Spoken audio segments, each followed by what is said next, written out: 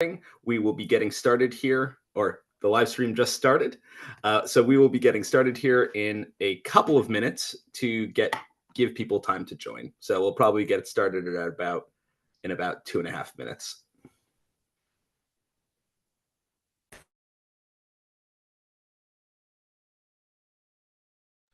And just a reminder to people as we're getting started here, we have the Q&A box enabled on this webinar. So if you have any questions throughout the session, please feel free to type them into the Q&A box. And we will have time at the end to be able to answer any questions that you have throughout the session. As a reminder, this session is being live streamed on YouTube. So there are options to share this around so that people can watch the YouTube live stream, which is a new thing that we're trying out.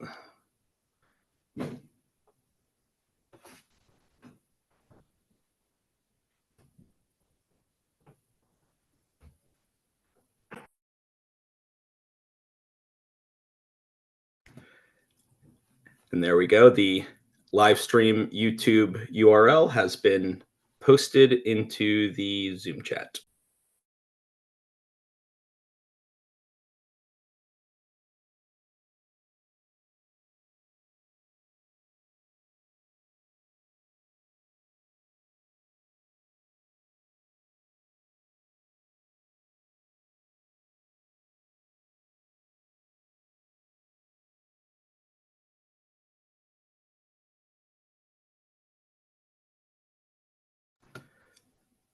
We've still got some more people trickling in, so we're still going to give this another 30 seconds to a minute to get started, but then we'll kick off and get things going.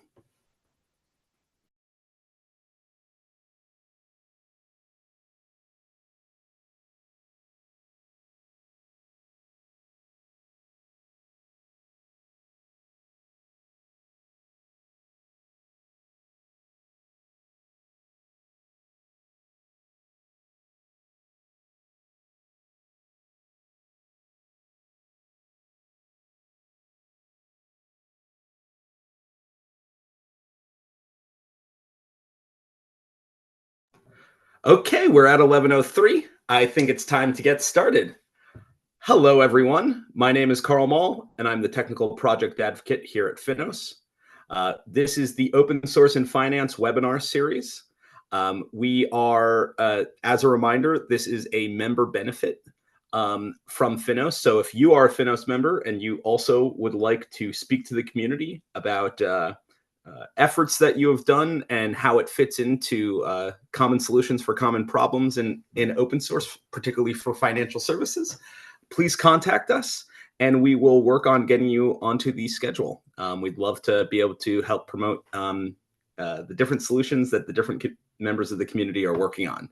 We have a very exciting talk webinar for you today. This is the Unlocking Trust in Web3 with AI, Hedera, and the Future of Trusted Public DLTs.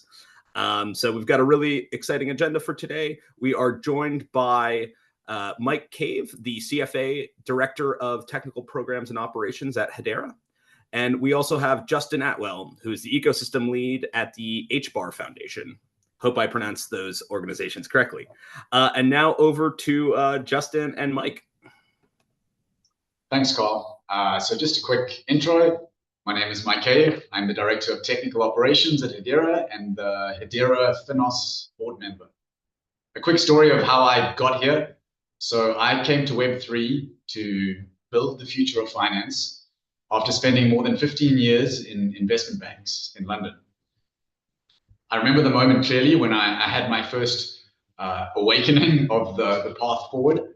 I was working on the trading floor of Bank of America during the subprime crisis in 2008, and really just trying to keep the trading systems alive, keep the lights on, through nothing but a substantial amount of blood, sweat, and tears, and trying to figure out things like our global risk position as a bank, which was basically impossible to figure out because there was just too much fragmentation, too much duplication.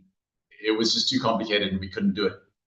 And this is when I first realized that, and to use a slight twist on a very common phrase at that time, that our system was not too big to fail, but it was too big to fix. And it had to be rebuilt from the ground up in a new and more efficient way. Now, there are many hurdles and challenges to building this replacement that I speak of. I'm a realist. It's going to be difficult. It's going to take a long time. But I can't help but believe that we're on the right path now, and I'm here to tell you about that today. Justin, do you want to do a quick intro of yourself? We'll get into it. Yeah, sure. So my background is pretty technical. I started out as a software engineer, doing just various consulting gigs. I spent the majority of my background as a big data architect and technical lead for Bridgewater Hedge Fund. I did a lot of the psychological and analytical trading decisions that they made. Did a lot of the data storage with that, and that was a really interesting time. And during that kind of stint, I also worked with Edward Jones for a couple of years, doing a lot of their software architecture around big data.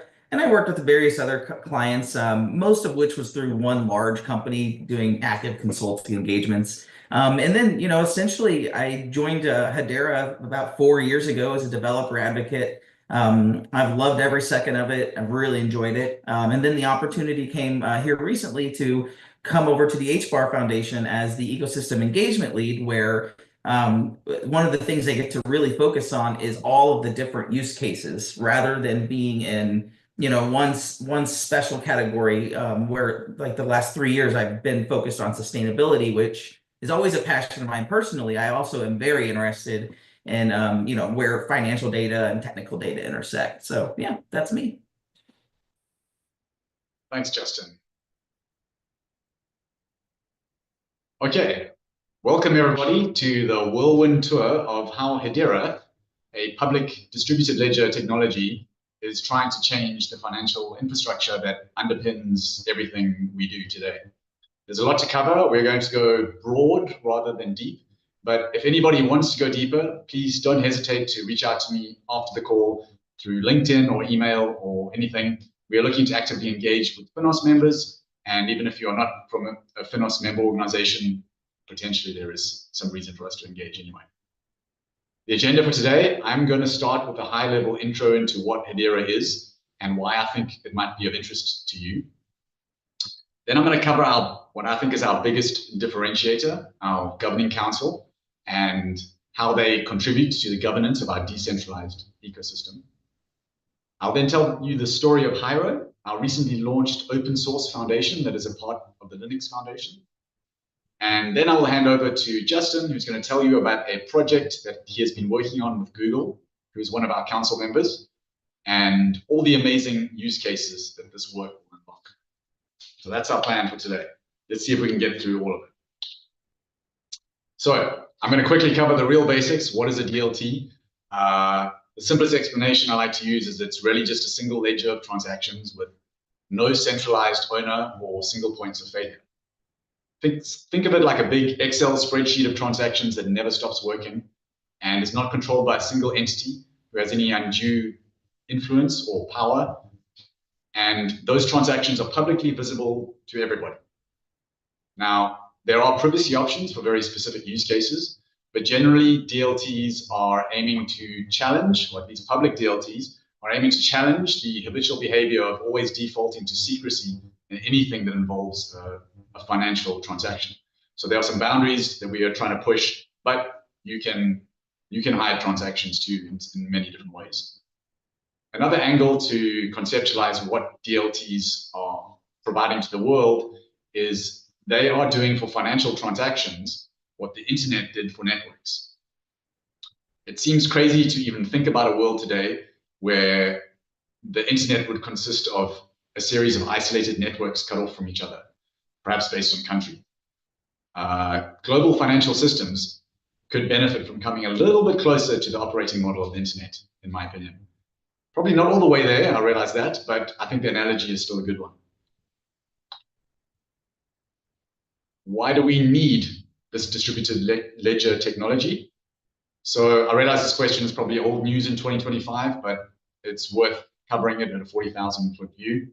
The most publicized benefits are security or resilience, no single point of failure, no one single organization owning all of your data as a user. Lower costs. There are many reasons why lower costs can come about through this technology, but less intermediaries is probably the main one. DLTs should provide increased transparency and access for all. DLTs can bring banking to the unbanked, and estimates usually sit around 20 to 25% of the world's population is unbanked. I grew up in a crime-ridden country, and I saw the real effect this had on people, where people had nowhere safe to put their hard-earned money. And in a crime-ridden country, carrying cash is basically putting a target on your back. It's as simple as that. One last benefit, and that's atomic settlement. So this is available by default on blockchains, and it means transactions are settled immediately and they are immutable. There's no risk involved that something might go wrong between the time that you do your transaction and the time you get your T+2 settlement. So that's a very quick description of why DLTs might be interesting to the world now. Let's move on to the Hedera technology. So Hedera is a public permissioned distributed ledger. It can also be referred to as a blockchain, and we use proof of stake or consensus.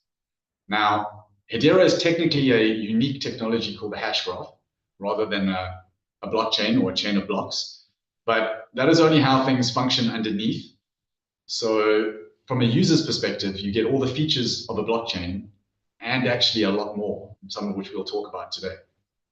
So because it's a more familiar term, we often use blockchain and DLT interchangeably. I also said we are a public permissioned blockchain or DLT. Let me explain what that means. So the public means anybody can use it. The permission means that only permissioned people can operate it. And by operate it, I mean run a validator node. And currently only council members, we'll cover more about our council later, can run validator nodes.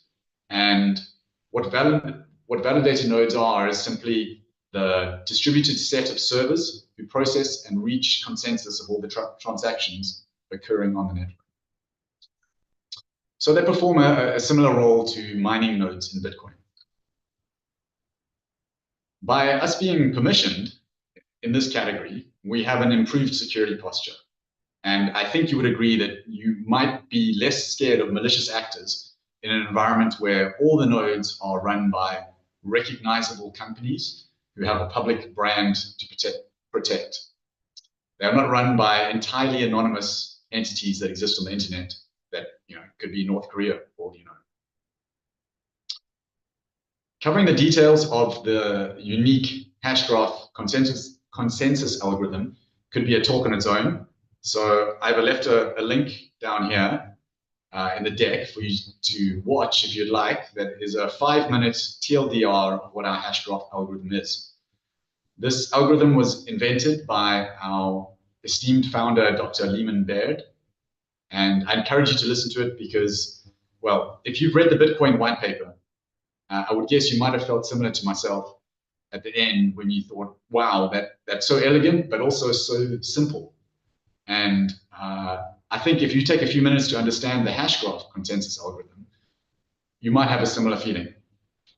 And perhaps even conclude that this could be the future of the Web3 tech stack. But don't listen to my opinions. Rather, please listen to the video and make your own conclusions. So under the hood, the key differences are between the hash graph consensus mechanism and a typical blockchain are that in our case, there are no blocks. There is only gossip. And by gossip, I mean nodes, validator nodes, promiscuously share events of any kind with everybody else, creating a web of data rather than a chain of blocks. After this, every node builds a current view of state by figuring out what everyone agrees on instantly by analyzing that history of gossip transactions. Sounds pretty simple, right? please watch the video. And if you do watch the video, let me know. Let me know what you think. So the point of the slide is to talk about the 3 services that make up the core functionality that Hedera provides. What are the types of transactions you can actually run on the Hedera network? So if you look on the screen on the left, the consensus service is one of our main services, and this provides you the ability to very rapidly and very cheaply record any textual information on chain. Think of it as an immutable, unchangeable log of data. Second, there is the token service, which allows you to very simply create and distribute your own tokens. You do not need smart contracts. It's incredibly simple, it's fast, and it's cheap to use. It has many useful features built in that you probably haven't seen anywhere else. I don't think any other platform has anything like this. I might be wrong, but I've never seen it. I would encourage even non-developers to have a go at one of our online tutorials to see just how simple it is to create and launch your own token using this service. Third, we have the thing that is probably more familiar to everybody, which is a smart contract service that is EVM compatible. So this will allow you to create more complicated DLT use cases and basically port anything over from any other EVM compatible chain. And you can essentially build any Web3 use case here, whatever you want. A little bit about why Hedera stands apart from other DLTs. So I think one of our most important points is that we have fair ordering of transactions natively. So it may be surprising to know that on Ethereum and most other blockchains, this is not the case. And essentially, I'm referring to a practice where users watch all the transactions as they come in to be processed on the blockchain. And when they see a large market-moving transaction, they can simply front-run that transaction by paying a higher transaction fee, almost like a tip for the miner to get their transaction put first. So the validator node will then execute their buy transaction before the large market-moving transaction, and they get a very risk-free arbitrage. And in financial markets, this is the very definition of front-running, and it's illegal, and you might go to jail if you do it. On Hedera, all of this is taken out. It's completely impossible. There are 2 reasons. The one is that nobody can influence the order of transactions on the network. There's no action you can do to influence that. Our algorithms doesn't work like that. And the second is that nobody can actually see the transactions until they are live on the network. This likely has other benefits too. What other advantages does our algorithm give us, our hashgraph algorithm? So we have blazing speed. Transactions finalize in seconds, and we can handle a very high throughput. In fact, we've had transactions per second on our mainnet push above 8,000 without impact. Note, this is not a testnet or lab conditions. These are mainnet.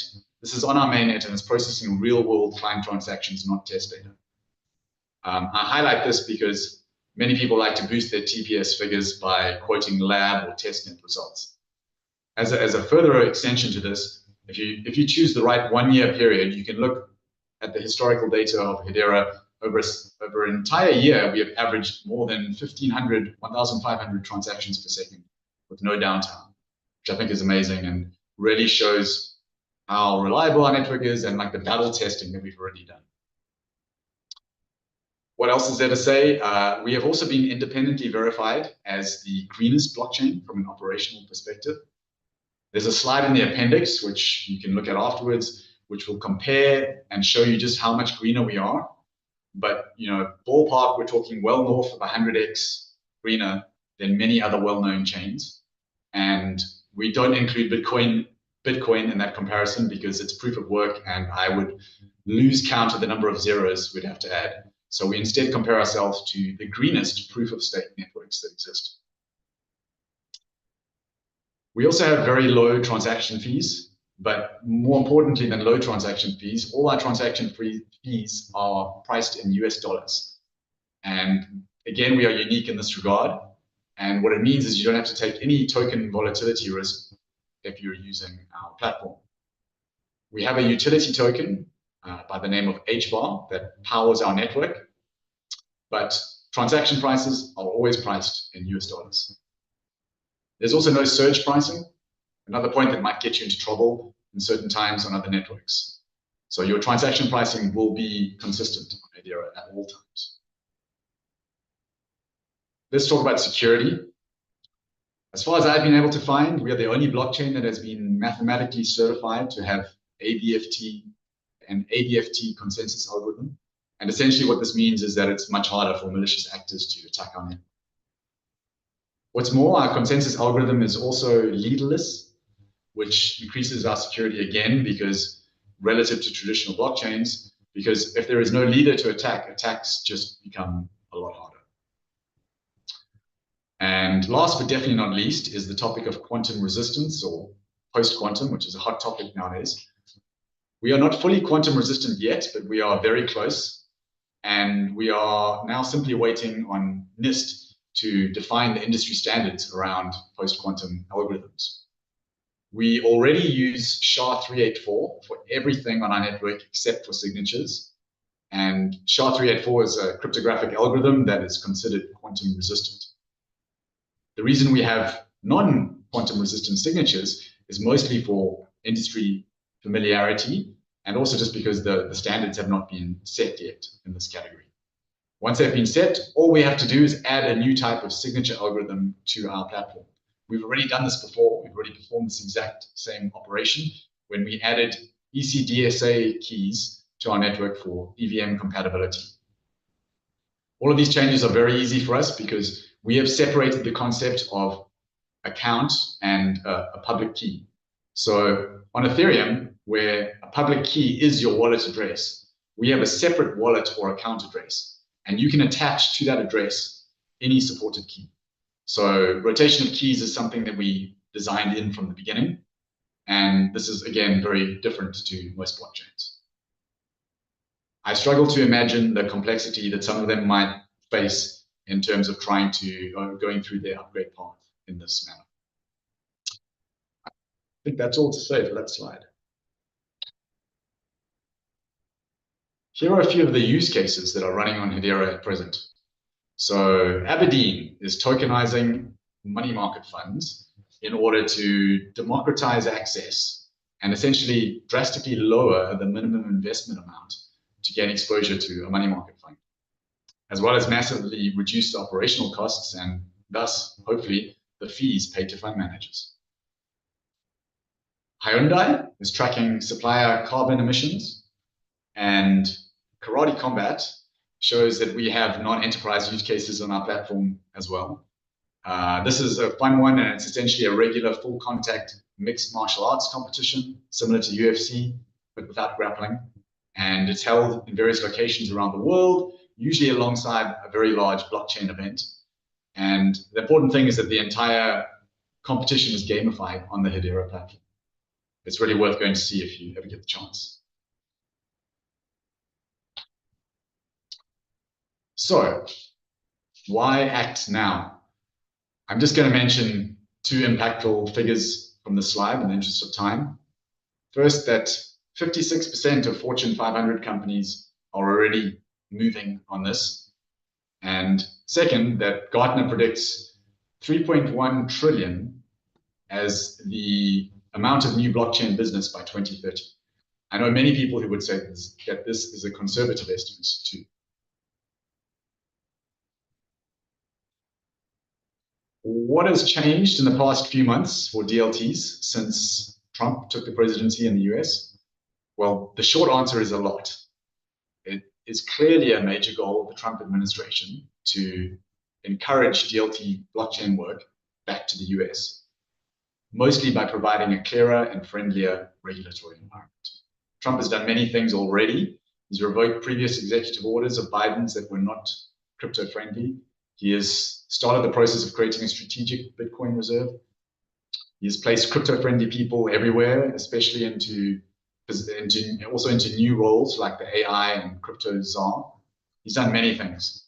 Once again, there are some very interesting links in the slide if you would like to read them later. As we look towards the next decade, large enterprises have to prepare now to integrate blockchain and DLT into their infrastructures. Here we can see some incredibly influential organizations expressing their intention towards enterprise adoption of DLTs. Clearstream, BlackRock, PwC, Euroclear. I think, in my opinion, it's hard to still support the argument of if DLTs are going to impact us. I think it has clearly reached the when question now. So to sum up the super quick intro of Hedera, it is my opinion that in order to maintain your competitive advantage, large financial institutions must begin planning DLT integration now. It's a multi-year process, and DLTs are poised to disrupt significant portions of existing systems. Okay, let's switch on to a related but slightly different topic: the governance of Hedera. So the Hedera Governing Council is unquestionably our most unique differentiator as a public distributed ledger technology or blockchain network. We've got many cool features that I've already explained, but this is our best feature for sure. So the Governing Council provides the governance over our decentralized network. All important decisions go to this council for approval, not to people like me, unfortunately. Currently, it consists of 30 large organizations, many world leaders in the industry, and there are naturally a number of fintech companies: Google, IBM, Dell, Shinhan Bank, Nomura, Standard Bank, WorldPay, Tata, Wipro. But we also have educational institutions, telcos, energy, Web3 native, consumer electronics, food and beverages, legal, retail, and others. So we take decentralization very seriously, and to that extent, we want our council to reflect a very diverse group of organizations covering many different industries. What does our council do? Well, firstly, it's important to say that they all have equal voting rights, and the tasks that they do, I will give a number of examples. So they ensure upgrades to the network are made in an appropriate manner and that there are no risk of forks.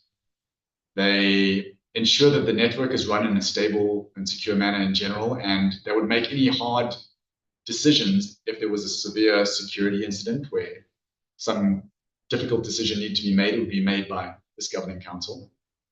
They direct our regulatory efforts. They promote the adoption of Hedera, and they manage the treasury, deployment of tokens, any changes that need to be made to tokenomics or pricing. And they all operate a validator or consensus node on the network, like I explained earlier. Why join the Hedera Governing Council? So now is a good time to highlight that there are still spaces on our Governing Council.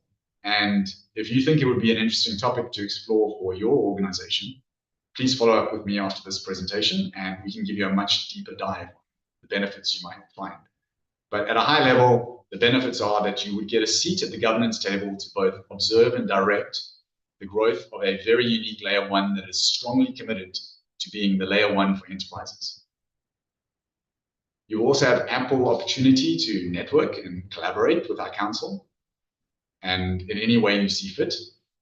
And you should have a clear competitive advantage in terms of DLT adoption for your enterprise. Joining should accelerate your readiness, and when you come to building your own use cases, you'll be in the perfect position to make that easier, as you will have at your fingertips all the assistance from the experts and the designers that you could ask for. What is required of your organization if you join? What are the costs? Well, there aren't any costs other than your time and attention. So it's very important to mention that there are no fiduciary duties. So you could be guided by the best interests of your company rather than the council as a whole or the Hedera network. You can put your own business interests first, which might be surprising to somebody. There is no financial exposure required either, and this is by design. So no material equity investment, no capital contribution. There should be no tax implication. Hedera is a not-for-profit. You have no rights to profits, dividends, or any financial gain. The main benefit is your acceleration in this industry and the ability to influence and direct our ecosystem in a way that might benefit your organization. So especially in the situation where you decide you want to run a use case on Hedera, you will have an advantage. These are some of the reasons that other council members have joined us. In the interest of time, I'll leave this for anyone reading the deck afterwards. But you can see comments from LG and Shinhan Bank, Dell, and Mondelez. So, in summary of the Hedera Council, joining can offer many strategic benefits and collaboration opportunities with both builders in our ecosystem and other council members.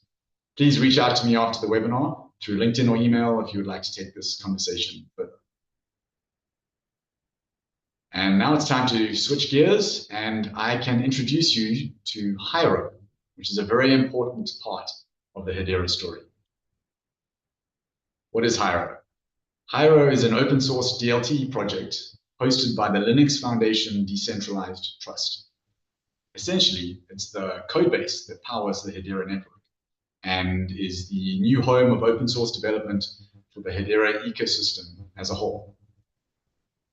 A critical milestone in the story of Hedera is that we launched Hedera in September last year and donated all of our code to the Linux Foundation.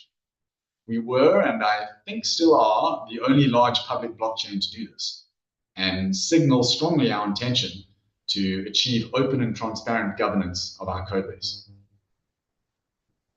So what code is inside Hedera? Essentially, everything that runs the network layer is either there already or in the process of migration. This includes the hashgraph consensus algorithm, all the core services, all the tooling, and all the libraries that you might need to build dApps on the Hedera network. Why did we choose the Linux Foundation? Well, I think that answer is straightforward. It's the most tried and trusted foundation there is. We want to leverage the powerful platform that the Linux Foundation has put together through iterating continuously for 25 years through their processes. I think this donation of code also reflects our ultimate step towards creating a trustless Hedera ecosystem. So trustlessness is a very well-used term in blockchain system design, where you create a system where people don't have to think too much about trust because it's just built into how everything works. And the processes of the Linux Foundation ensure that ill-intentioned actors just cannot get their way. So donating our code to the Linux Foundation is something we did to deliver a trustless ecosystem. Why open source? Well, I think you all know the benefits of why open source works. I want to mention what I think are the two biggest benefits to Hedera in a bit more detail. So firstly, by placing the code base under the Linux Foundation, we create vendor-neutral governance. This means no single entity has exclusive control, fostering a more collaborative and transparent environment. There are companies on this webinar that are over 200 years old. Hedera is our answer to make companies that are thinking extremely long-term feel safe about adopting our technology. The second major benefit of an open source foundation is the community that it brings. So I previously worked for a private permissioned DLT solution.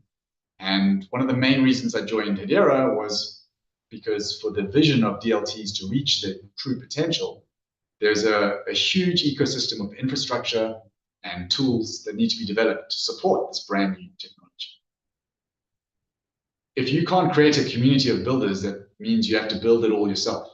And that just doesn't scale. You have to create the right incentives for builders to come to you to build their own businesses that will support your ecosystem.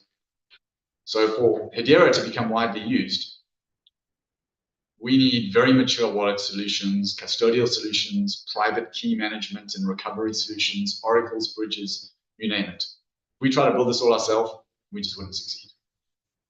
So in summary, launching Hedera is almost at its core a recognition of how important our developers are to us. We have to be servant leaders to these developers and make an ecosystem they feel welcome in, they are incentivized to participate in, and most importantly, they trust.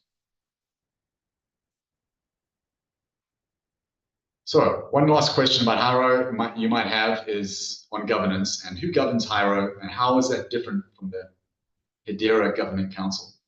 So previously, the Hedera Council governed both the network and the code base. But now the Hedera Council only governs the network, whilst Hyro, the project that is part of the Linux Foundation, governs the code base and the roadmap. So we've created more decentralization.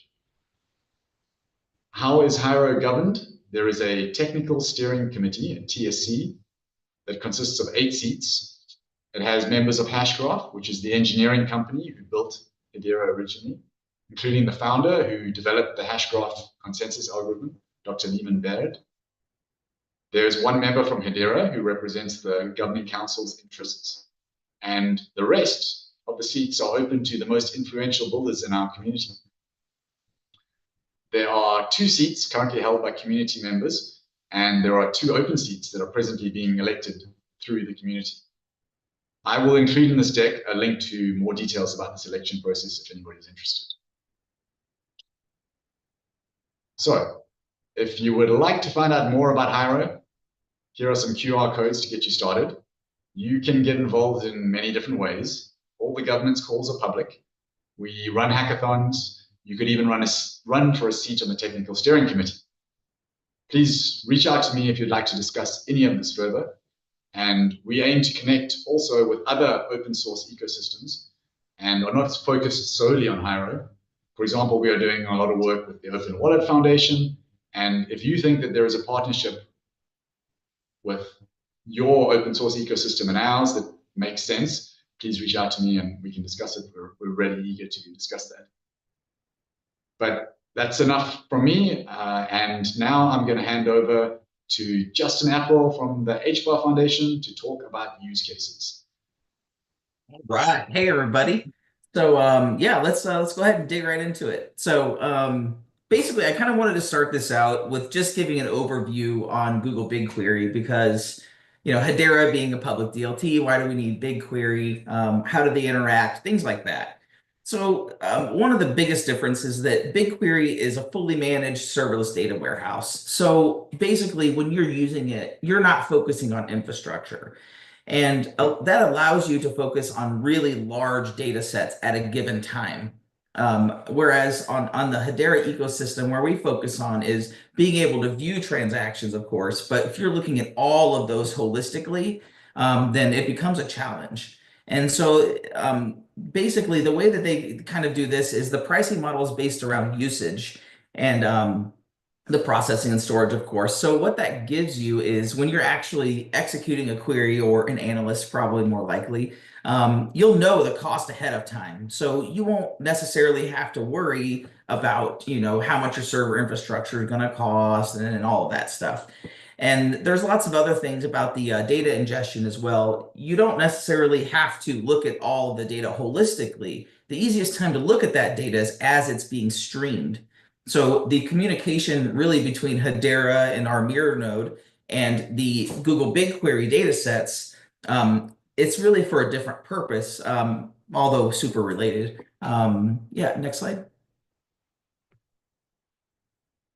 So basically, with blockchain data and Google BigQuery, particularly Hedera, we're integrated into Google BigQuery now. And what that does is if you want to search all of the transactions on Hedera, well, I take that back. The data is not all the way in Google BigQuery. It's being ingested now. So it does take a little bit of time to catch up. But here as soon as that's finished ingesting, then you can get a lot of really good query insights. You can look at AI capabilities right then and there in BigQuery without having to talk to a third party or having to pay someone else. You also don't really have to worry about storing the Hedera data because Google BigQuery is completely managed. So if you want to do your queries repeatedly over Hedera data, then you could do that, and the cost would be a lot lower, assuming that's temporary. But and then the other really important thing here is that it's not just Hedera data. We want, diving into cross-blockchain type analysis is really, really important. You can really tell a lot by looking at the actual data on the blockchain. Particularly, I know Mike was touching on this earlier about some of the transactions and what those transactions are comprised of. It's a big deal, and you can actually learn quite a bit. So yeah, I definitely encourage you to check that out. So yeah, next slide. So now we're starting to talk about a lot of the different search capabilities. So Google has plans, just like many of the other cloud providers, to, really integrate natural language processing and Web3 AI search and all of their infrastructure supporting needs.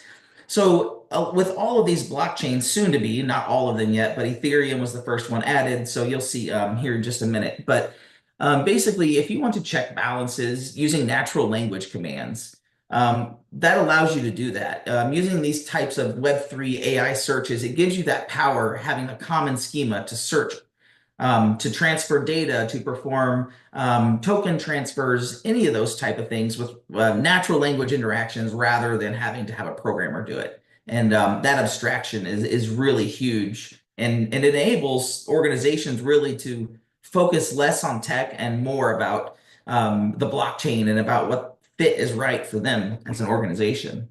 All right, next.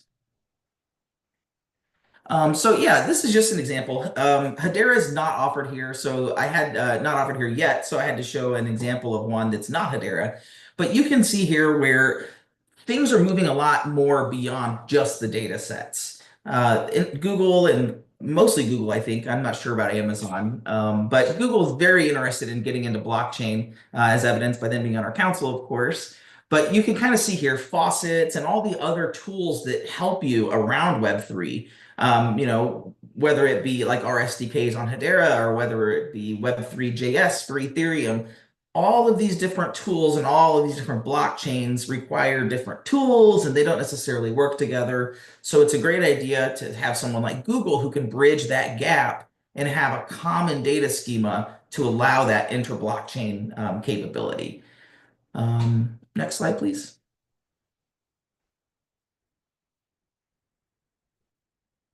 So I wanted to talk about ecological projects and traceability just for a minute.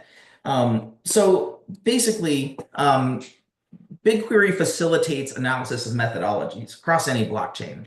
So one of the things that you see a lot in the carbon industry, sustainability industry, and probably emissions industry as well, although it's less measured, you have lots of carbon offsets that are created, and it's very difficult in some of those legacy carbon offset ways to verify that there's no double spend, there's no shady accounting being done, and things like that. Well, with a lot of these projects that are moving onto blockchains, who's there to ensure that this carbon offset's only released on one blockchain? And there's this concept of mercenaries where they kind of go and they'll go blockchain to blockchain on some use cases, maybe not sustainability, but lots of NFT projects and things like that. You want to make sure that everything is unique, especially in sustainability. So what I did here is I just grabbed a quick screenshot of a recent project that went live on Dovu.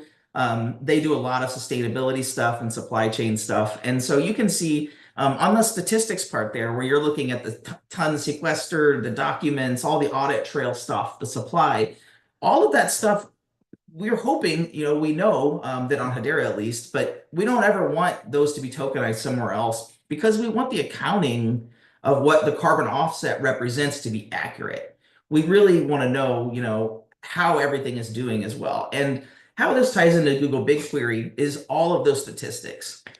So from a fraud standpoint, making sure that asset's not double counted. If the blockchain's data is hosted in Google BigQuery, you could potentially use AI to query that and see if that geographical area where the carbon offset is, whether it pops up on any other blockchain. And those type of capabilities are something that is just absolutely outstanding, in my opinion, to do all of that and then not even worry about how much hardware you have to stand up is just absolutely amazing to me. So, all right, next slide. So yeah, I wanted to kind of talk really quick about a couple of sample use cases. So these are not necessarily on Hedera. They might be, they might not be. I just wanted to have a really good template to make sure that we talked about, Google BigQuery. So if we're looking at something potentially like gold futures, silver futures, really any commodity future, they're very regulated. And so really, you don't want to be the only one releasing something. You want to have folks where you can kind of look at some of that data specifically. Well, gold futures has been commoditized numerous different times. So that's not something that you would have to reinvent the rules for on Web3. You'd simply tokenize them. So what you'd want to do is you would want to look at other blockchains before really picking which blockchain you want. If, for instance, using Google BigQuery, you could look at Hedera's data and search for gold futures, commodity derivatives, or any of those type of things. But you can also look across all the blockchains who put their data on the Google BigQuery public data set. If we ever want to dive into the how of why Hedera is better to commoditize those, I would love to do that as well. That's actually my specialty is use cases. I really enjoy it. But talking deeper into the data sets, you don't really want to worry about all the overhead of spinning up a whole team that knows how to look at the data. You want to spend your time actually looking at details that are relevant, like the trading volume, how it's settled, the regulatory stuff, all those things that are important to you. And so, yeah, let's go to the next one. So this anti-money laundering is really kind of important to me, mostly because of sustainability and that sort of thing. I just think it's a fascinating use case for blockchain, but it exists in significantly more areas. So basically with financial institutions, they have to prevent money laundering, terrorist financing, all those other bad things. That seeps into crypto as well in all the different ways. And so a lot of the stuff that we've done over the years is like things like identity verification. We follow compliant W3C DID specifications, which are widely used all around the world. And so we didn't reinvent that wheel to handle decentralized identity. So what that allows you to do is, the process exists, so you can use it on our blockchain without really worrying if it exists. And then the beauty of that is for all of those decentralized identifiers that's been created, the BigQuery part of that is being able to look at that, being able to aggregate that data and really analyze it.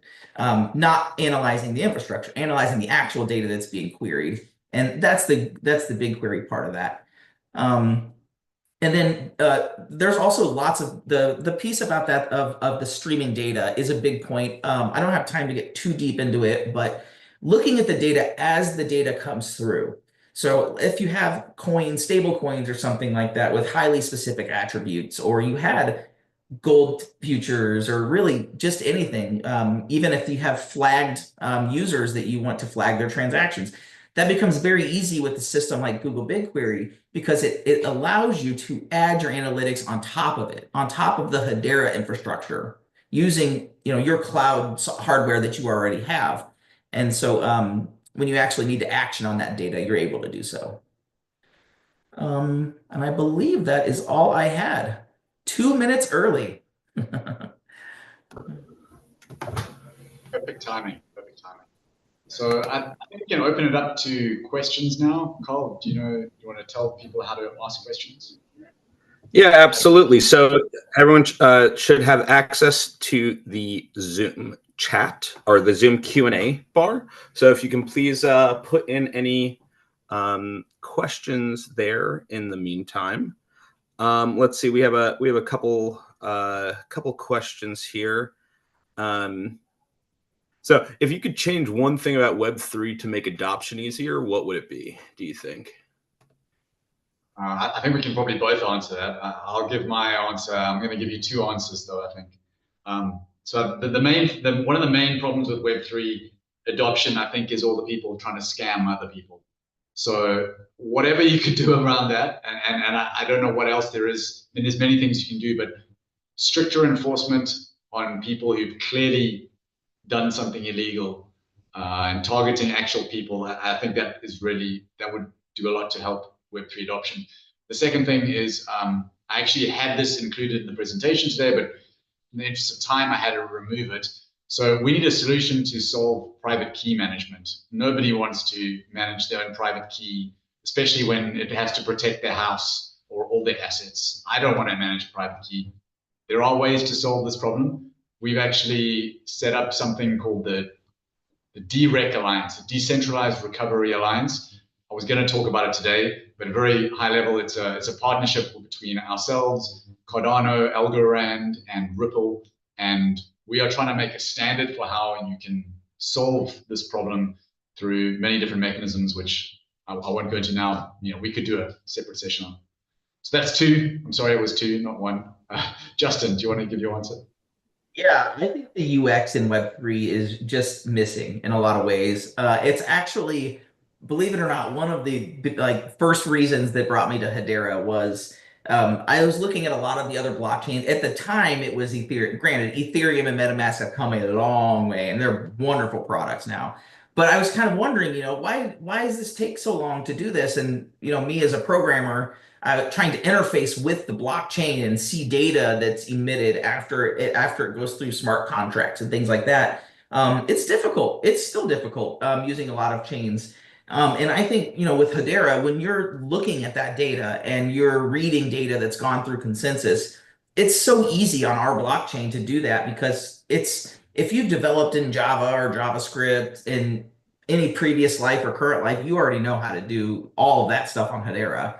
That makes the learning curve to learn Hedera significantly. It's easier, to learn Hedera. And so I like if you look at the UX on Hedera and you look at the UX on significant and a lot of the other blockchains, you'll see that our UXs are all much snappier. Saucer Swap is the fastest DEX in town right now, I probably ever. But they do that because our blockchain's fast and it enables a lot of UX experiences that you really can't get away with as easy on some similar other blockchains.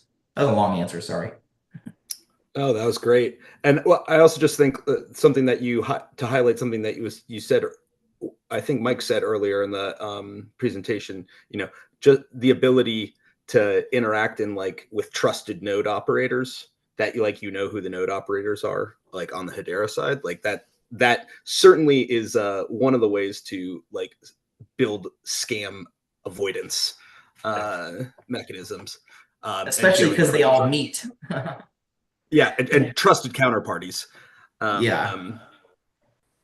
But okay, so we got a question here in the Q&A box. How do you see the intersection of DLT and open finance? Ooh, that's a tough one. I think we're still building it, so I don't think I know the answer to that yet. But all I know is that, as I described today, is that DLTs need to be built in an open source manner or they won't succeed. There's simply too much that needs to be replaced. And if we can't find a way to build this in an open source manner, it's not going to work. It's mandatory.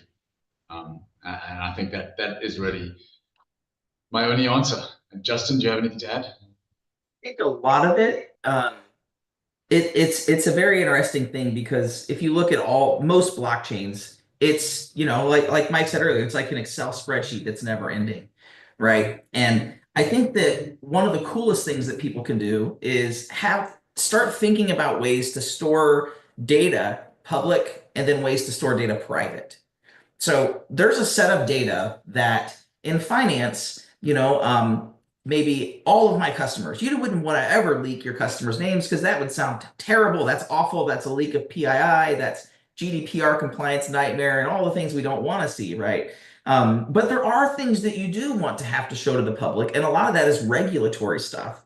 I know with emissions, with a lot of supply chain stuff, it's really coming down to provenance. So if you have an ingredient of a little battery cube that I have here, is something in there mined by somebody in some country, where they had to do it for free and there's all this bad stuff going on.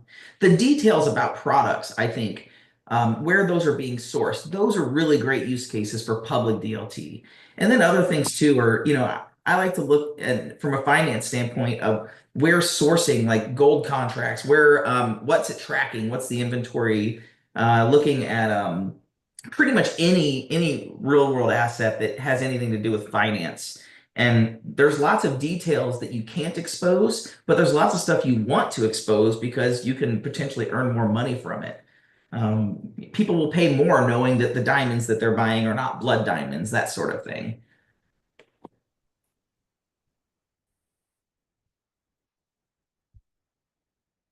You're on mute, Carl. I am on mute. We have another question here from Richard Roy. One of the biggest challenges with blockchain adoption is complexity.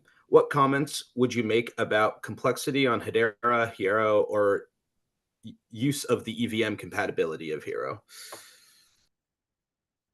Do you want to take this one, Justin? Yeah, I'll take this one. So a lot of the integration, and complexities for that matter, they're there with Web3. There's a base amount of complexity. I think where things with Hedera are a lot easier is accounting based finance on the ledger. So a lot of the stuff, UTXO models that Cardano and some of the others use, where the model of how the transactions happen are done in a way that's just inherently confusing because it's not the way things work today. Hedera uses an accounting-based model, and that is like a really big deal because it's a lot easier for everyone else to understand. And there's something else too that pops into my mind, and that is custom fees. A lot of the times, these tokens, they have to transfer. And when you're looking at some of the EVM stuff, and even our EVM, because we're EVM compatible, the smart contract code that is inside the EVM is kind of nebulous until it's verified. And then there's just all these steps that kind of have to be done on the EVM. With Hedera, it's not so much as about as how you do things on the blockchain. It's more about what you store. Because large financial organizations, they don't need us to tell them how to perform their logic. Lots of folks do. They do want that, and they do want that decentralization, and that's great. Put those, you can put those in smart contracts in Ethereum, or you can open source a repo. But we don't want to require the steps of your financial transactions to be a certain way on Hedera. We want to focus on the what. And I think I would challenge you, if you take a look at Hedera and then look at a lot of the other ones, it's significantly easier to get. It's more Web 2.5 than Web 3 in some ways. It really is. Just to add to that, I want to repeat what I said earlier. I really would encourage you to try a tutorial to see just how easy it is to do anything with Hedera. I mean, I'm not saying that it's easy to replace a legacy technical infrastructure that you might be faced with, but like the blockchain on Hedera part is trivially simple. The harder part is figuring out how it integrates with your infrastructure and all the things you have to change. Yeah, how do you make a mainframe communicate with the DLT? That is way, way, way harder than using Hedera. So, quick question from me. So does some of the efficiency and like more sustainability come from the fact that it's a hash graph compared to a traditional chain of blocks, or the fact that it is managed as accounts? Like, does the managed serviceness of that like kind of lead to a lower cost in like transaction and such? Or where architecturally does that kind of come from? It's not an area I'm an expert in. I'll hand over to Justin. But one thing I want to say is that the fact that we have only at the moment 30 validator nodes, we have permission network of 30 validator nodes, that adds to the greenery of our solution. And we're happy that that's enough. It's a large enough number to provide the resilience that you need for a decentralized network. And one thing I can say, if you look through, I think I included some of the slides in the deck, like our validator network is dispersed across so many different locations. We have more geographic distribution than I think anybody else could possibly have.